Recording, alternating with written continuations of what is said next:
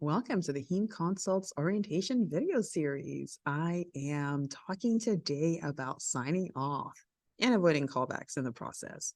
Okay, so maybe that's not possible, but we're going to talk about signing off. And I will tell you that I'm a sign off happy person. I just am. I love to sign off. And to be honest, I do get a lot of callbacks. And if you don't get callbacks, then you're not signing off enough people. Isn't that true? Anyway, we'll talk a little bit about sign off, how I think about it, and clearly it's my opinion, and you might think differently, your attending might think differently, but definitely have a conversation with the attending around it. But here's how I think about signing off. Number one, you're not the primary team. This is so important. You're there to facilitate patient care through the primary team. And so it's really important to recognize that don't overstep your bounds. Sometimes you feel really strongly about the way a patient should be treated, and the team says, no, we don't agree.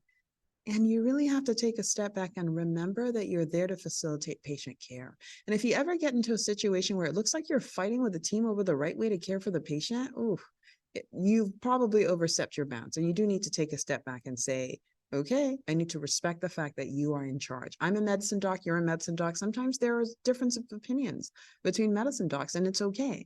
It doesn't make anyone a bad doctor. It just means that people have differences of opinions. So if you find yourself in that situation, definitely step back. But remember that you're not the primary team. You're there to facilitate care. And the more hands-on you are in the day-to-day management, sometimes the more frustrating it is for the team. And sometimes frustrating for you because they may not take your recommendations. And that can be a little bit annoying. But definitely just remember that you are not the primary team. All right, that's the first thing. The second thing is that the primary team is capable. The primary team is more than capable. You may be like, but wait a minute, it's a surgical team. The primary team is capable. They're capable of caring for the patient. And if they're not capable of caring for the patient, they're capable of recognizing when help is needed and reaching out for it. And that's important when it comes to signing off patients, because you're not saying goodbye forever and ever, amen. You're saying the consult question is answered. We're going to sign off right now so that if there's another question that comes up, we have a chance to think about it in a new way. That's helpful to them. It's helpful to you. It's helpful because there isn't this sense of like, oh yeah, heme is falling. They must know that he dropped 2 points of hemoglobin. We'll see what they'll say this afternoon. And there's an assumption that because you are following, you're checking every lab, and you may not be, especially if you have a 20 patient list, you are definitely not checking that closely. And so it's just important to recognize that sometimes in signing off, you're saying, we recognize you to be capable, and we recognize you to be able to act on the consult recommendations we've already made. And if you have a question, we recognize that you're capable of asking for help again. So just recognize that the teams are capable. And if they need your help again, they know where to find you. So do not fear that the teams will be lost without you. They will find you. Okay. The third thing I want to say is that your heme consults team is capable. So some of these patients, you're going to say, you know what, you still need follow-up care for your anticoagulation management, and the coagulation pharmacist will help manage that. Great. You can trust that your team is able to do that. Or a patient is stable from the perspective of sickle cell disease, and you can hand off to the sickle cell rounding team. Your team is capable, and you should delegate work to them so that you're not just carrying a massive patient load of patients that other people can help you see. Remember, you're the CEO, and this great team is there to support you, including the attending who's a board member, the only one.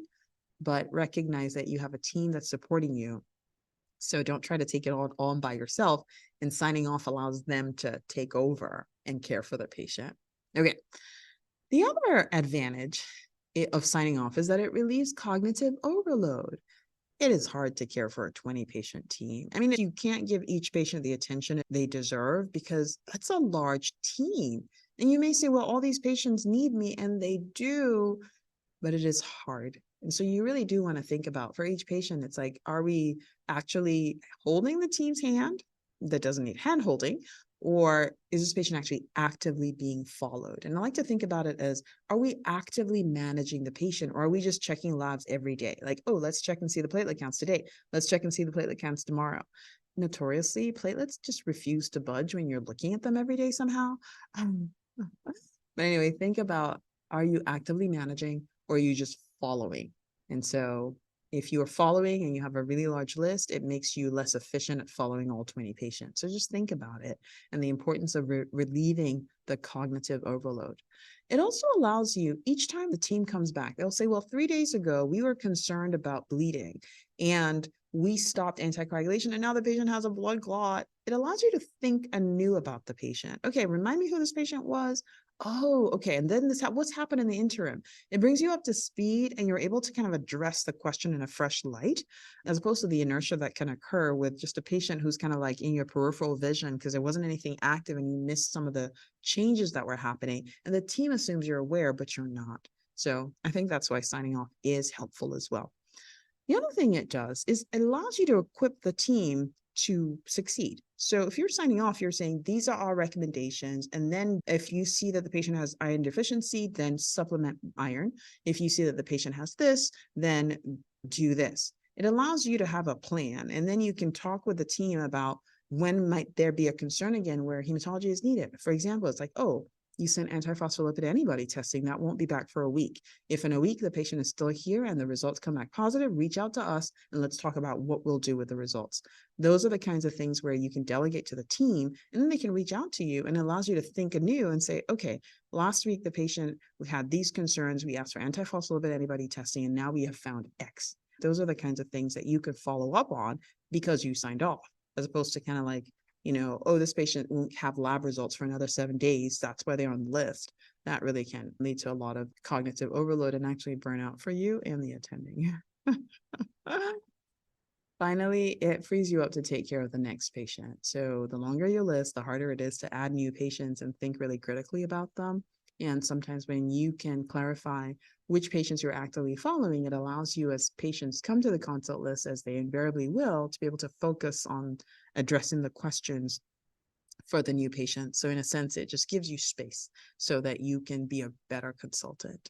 So this week, I'm going to ask you that for each patient, as you present the patient with the attending, ask yourself, what is active on this patient? Like, what do we need to resolve for us to be able to sign off the patient? What's outstanding?